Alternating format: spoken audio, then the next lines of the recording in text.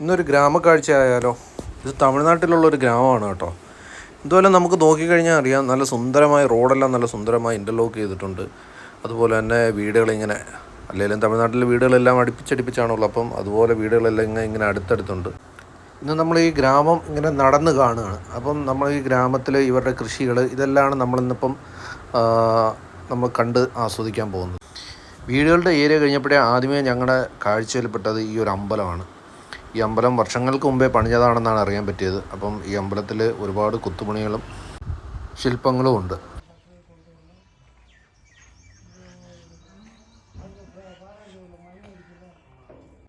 പിന്നീട് നമുക്ക് കാണാൻ കഴിഞ്ഞതെന്ന് വെച്ചാൽ കണ്ണെത്താ ദൂരത്തോടെ ഉള്ള നെൽപ്പാടങ്ങളാണ്. അപ്പം നല്ല ചൂടാണ്. അപ്പം ഇതിനിടയിലും ഇവർ ചില കൃഷികളൊക്കെ നടത്തുന്നുണ്ട് കേട്ടോ. ഇവിടെ കണ്ടപ്പോൾ മണ്ണൊക്കെ ഉഴുതിട്ടേക്കാണ്. അടുത്ത കൃഷിക്ക് വേണ്ടി തയ്യാറായി ഇങ്ങനെ നിൽക്കുകയാണ്. പിന്നെ ഒരു ആൽമരം കണ്ട്, നല്ല രസമുണ്ടായിരുന്നു. ഒരുപാട് വർഷം പഴക്കമുള്ള ആൽമരമാണെന്നാണ് പറഞ്ഞത്. അതിൽ റോഡിലോട്ടുള്ള ഇതെല്ലാം കോതി കളഞ്ഞിട്ടുണ്ട്. പിന്നെ ഈ കാണുന്ന കുളത്തിൽ നിന്നാണ് ഇവർ കൃഷിക്ക് ആവശ്യമായിട്ടുള്ള വെള്ളം എടുക്കുന്നത്. പമ്പ് സെറ്റും കാര്യങ്ങളും എല്ലാം ഉണ്ട്. അപ്പം ഒരുപാട് കുളങ്ങൾ നമുക്ക് ഇതേപോലെ കാണാം. പിന്നെ ഇവിടെ കുഴൽക്കിണർ നമുക്ക് ഒരുപാട് കാണാനുണ്ട് കേട്ടോ. അടുപ്പിച്ചടുപ്പിച്ച് ഒരുപാട് കുഴൽക്കിണറുകൾ അടച്ചിട്ടുണ്ട്.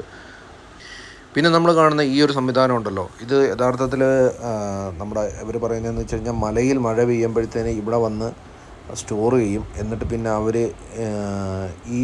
ഇതൊരു ലോക്കാണ്. അപ്പം ഈ ഒരു സംവിധാനം മേളിലോട്ട് ഉയർത്തും. അവരുടെ സ്പാനർ വേറൊരാളുടെ കയ്യിലാണുള്ളതെന്ന് പറഞ്ഞു. അപ്പോൾ അത് മേളിലോട്ട് ഉയർത്തി കഴിയുമ്പോഴത്തേന് അത് റോഡിൻ്റെ ഓപ്പോസിറ്റ് സൈഡിലുള്ള ഈ ഒരു ഏരിയയിൽ വെള്ളം വരും. അപ്പോൾ ഈ ഒരു ഏരിയയിൽ വെള്ളം വരുമ്പോഴത്തേനും ഓരോ പാടത്തോട്ട് പോകാൻ വേണ്ടി ഓരോ ഷട്ടറുണ്ട്. അപ്പോൾ ആ ഷട്ടർ പൊക്കുന്നതിനനുസരിച്ച് ആ പാടങ്ങളിലോട്ട് പോകും. അപ്പോൾ അവർ ഒരു ദിവസം ഒരു പാടത്തിലേക്ക് വിടുകയാണെങ്കിൽ അടുത്ത ദിവസം അടുത്ത പാടക്കാർക്ക് കൊടുക്കുക. അങ്ങനെയാണ് ഇവർ ചെയ്യുന്നതെന്നാണ് അറിയാൻ കഴിഞ്ഞത്. എന്തായാലും കൊള്ളാം, നല്ല സെറ്റപ്പ്. അങ്ങനെ വീണ്ടും ഞങ്ങൾ നടന്നപ്പോഴത്തേന് ചെമ്മരിയാടുകളുടെ ഒരു കൂട്ടം ഇങ്ങനെ വരുന്നുണ്ടായിരുന്നു. ഇഷ്ടംപോലെ ഉണ്ട് കേട്ടോ. ഈ ഒരു വെയിലത്തും ഇവരിതൊക്കെ ചെയ്യുന്നതെന്ന് പറയുമ്പോൾ സമ്മതിച്ചു കൊടുത്തേ പറ്റൂ അവരെ. അങ്ങനെ ഒരു കൂട്ടം ചെമ്മരിയാടുകളെയൊക്കെ പാസ് ചെയ്ത് നമ്മളിങ്ങനെ പോവുകയാണ്. അങ്ങനെ കുറച്ച് മുന്നോട്ട് വന്നപ്പോൾ തന്നെ ഞങ്ങൾക്ക് അടുത്ത കോവിൽ കാണാൻ പറ്റി. അപ്പം അവിടെയും കുറേ വിഗ്രഹങ്ങളുണ്ട്. അപ്പം ഇത് എന്താണെന്നറിയില്ല, പക്ഷേ അതിപ്രശസ്തമാണെന്നാണ് പറഞ്ഞത്. പിന്നെ ഇവിടെ എല്ലാം ദാണ്ട ഈ കാണുന്ന പരുത്തിയാണ് കേട്ടോ. പരുത്തി കൃഷിയുണ്ട്, സപ്പോട്ടയുണ്ട്, അതുപോലെ തന്നെ നാരകം, അങ്ങനെ ഒരുപാട് കാര്യങ്ങളുണ്ട്.